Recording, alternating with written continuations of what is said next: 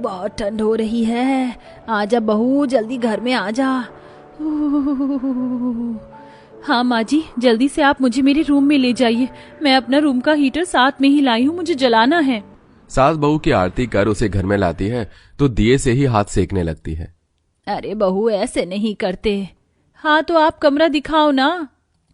शनाया, मैं तुम्हें कमरा दिखाती हूँ। ये देखो, इस तरफ तुम्हारा और इस तरफ मेरा।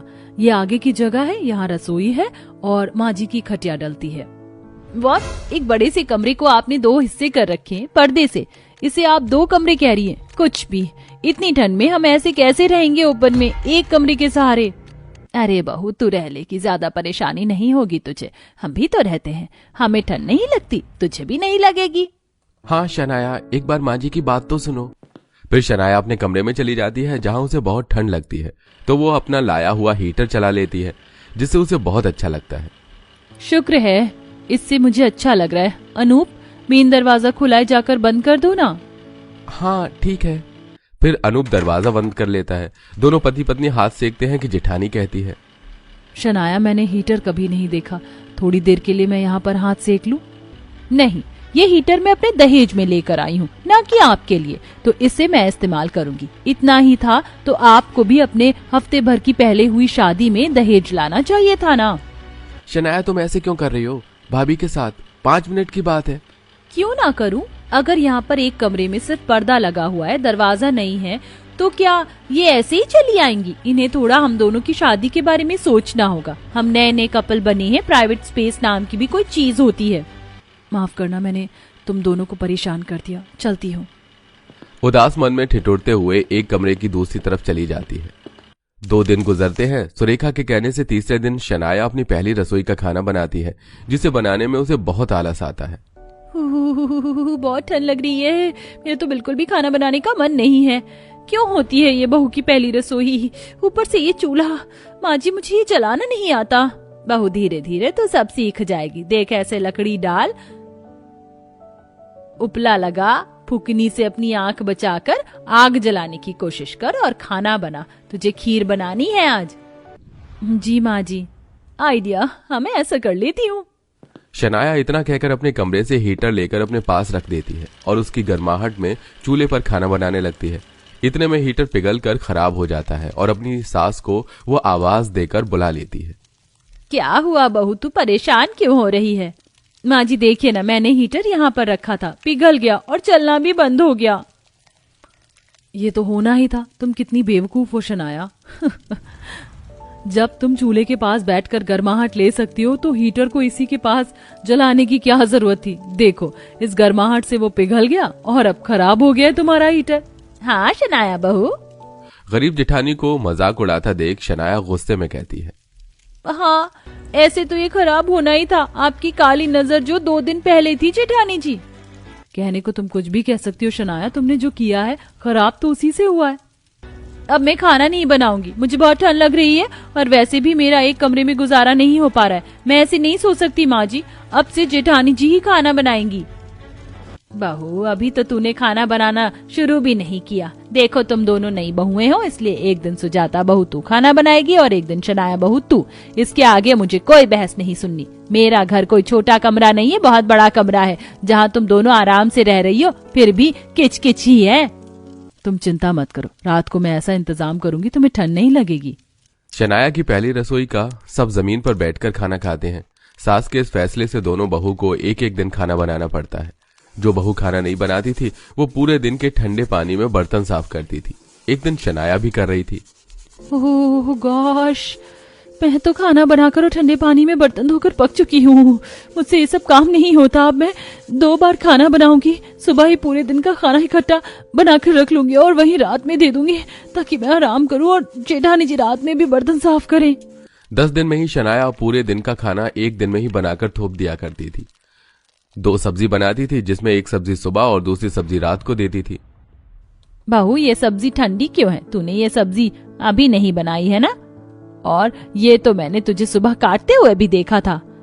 हाँ माँ जी, सुबह आलू टमाटर के साथ मैंने गाजर आलू की सब्जी भी बना ली थी। अब रात को क्या बनाती, इसलिए दिन में ही बना ली। और वैसे भी इतनी सर्दी हो रही है, सब्जी खराब नहीं होगी, इसलिए मैंने एक साथ बना लिया खाना। अगर आप बोलेंगी तो मैं गरम करके ले आऊंगी। नहीं, अब तू क्या मेहनत करेगी, हम यही खा लेते हैं। लेकिन शनाया, अगर तुमने खाना इस टाइम बनाया होता तो ठंड में हम सब लोग गरम गरम खाना खा रहे होते। जब तुमने सुबह बनाया, डबल मेहनत की, तो इस टाइम बना लेती, बात वही थी। हाँ, अब तो आप यही कहेंगी ना दीदी, क्योंकि मुझसे चिढ़ती हो। मैंने खाना क्या बना लिया और माँ जी ठंडा खाने को तैयार हो गई तो आपने बोल दिया। रहा नहीं जाता ना आपसे। बस करो, तुम दोनों लड़ना मत शुरू हो जाना। सब खाना खाकर खत्म करते हैं। इतने में बाहर तेज ठंडी हवाएं चलने लगती हैं। खिड़की की हवा सीधी घर में आती है और सबको बहुत ठंड लगती है। हे भगवान, मेरे पास तो हीटर भी नहीं है, आज ठंड कैसे रुकेगी मेरी। सुजाता, बहुत ठंड लग रही है, कुछ करो। हमारा कंबल कहाँ है? जी वही है, देख लीजिए, मैं अभी आई। ये कहकर सुजाता एक तसले में कुछ लकड़ी और उपले लाकर आग जलाती है और खिड़की बंद कर देती है, जिससे घर में गर्माहट हो जाती है। सब लोग हाथ सेक रहे होते हैं, पर शनाया अपने कमरे की तरफ ठिठुर रही होती है। मुझे ठंड लग रही है। शनाया, वहाँ बैठी रहोगी तो तुम्हें ठंड लगेगी। यहाँ आ जाओ, देखो सब यहाँ हैं। ठंड लग रही है, क्या करूँ, चली जाती हूँ। फिर शनाया आंच लेकर हाथ सेकती है और शनाया ठंड से बचने के लिए रोज रोज सुबह ही पूरे दिन का खाना बनाकर रात को सबको ठंडा खाना खिलाती है। अगले दिन लेकिन जेठानी गर्मा गर्म दोनों टाइम खाना बनाकर सबको खिलाती है, जिससे उसकी तारीफ होती है। और सुजाता का बनाया गरम गरम खाना शनाया चुराकर खा लिया करती थी। क्या करूं, देखकर रुका नहीं जाता। गरम गरम खाना सच में बहुत अच्छा होता है। अगले दिन सभी लोग खाना खाते हुए, वाह भाभी, आपकी गर्मा गर्म रोटी खाकर तो मजा आ गया। और ये गरम गरम मक्के का साग, ओए होए होए, काश ऐसा मेरी पत्नी भी गरम गरम खाना बनाती। लेकिन अब तो आदत सी हो गई है, वो हमें ठंडा खाना देती है ना। इसीलिए तो मैं दोनों टाइम खाना बनाती हूँ। टाइम ही कितना लगता है, और सर्दी में भी अगर हम ठंडा खाना खाएंगे तो बचा क्या। सर्दी में तो और सर्दी लगना लाजमी है। बहुत बन रही है ना ये दीदी, इनके खाने में ऐसी गड़बड़ी करूंगी ना कि ये लोग गरम गरम खाना भूल जाएंगे। शनाया रात का बचा हुआ खाना भी अगले दिन घर वालों को खिला देती है, जो किसी को अच्छा भी नहीं लगता था। बहू, अब ठंड में हम सब लोग और ठंडा खाना नहीं खा सकते। हमें लगा 1-2 दिन की बात है, पर तू तो रोज ऐसे करने लग गई है। देख, हम गरम खाना खाते हैं। सुजाता बहू, अब तू ही बना दिया कर। जा, तू ऐसा कर, अरहर की दाल चावल और बैंगन की सब्जी बना ले। जी माँ जी। अच्छा, तो ऐसी बात है, अब मैं इनकी सब्जी ही खराब कर दूंगी। सुजाता अब आटा लगाने जाती है तो शनाया झूठ बोलकर उसे सुरेखा की तरफ भेजती है, और जब वो वापस आती है तो रात की दाल को उसके आटे में मिला देती है और बैंगन की बनी हुई सब्जी में रात की गोभी आलू मिक्स कर देती है। मैं जानती हूँ देवरानी जी, तुमने ये जानबूझकर किया है, लेकिन कोई बात नहीं। ये दाल अभी खराब नहीं हुई है, इसी के पराठे बनाकर घर वालों को खिलाऊंगी। मेरी जो सब्जी खराब की है ना, उसमें मैं और सब्जी डालकर उसे मिक्स वेज बना दूंगी।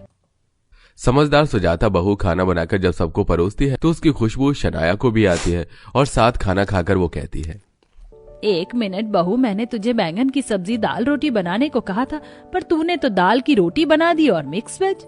जो भी कहो माँ, इतने दिन में आज का खाना सबसे ज्यादा बढ़िया और पौष्टिक लग रहा है, और गरम गरम खाने का जो स्वाद है ना, उसकी तो कोई बराबर ही नहीं कर सकता।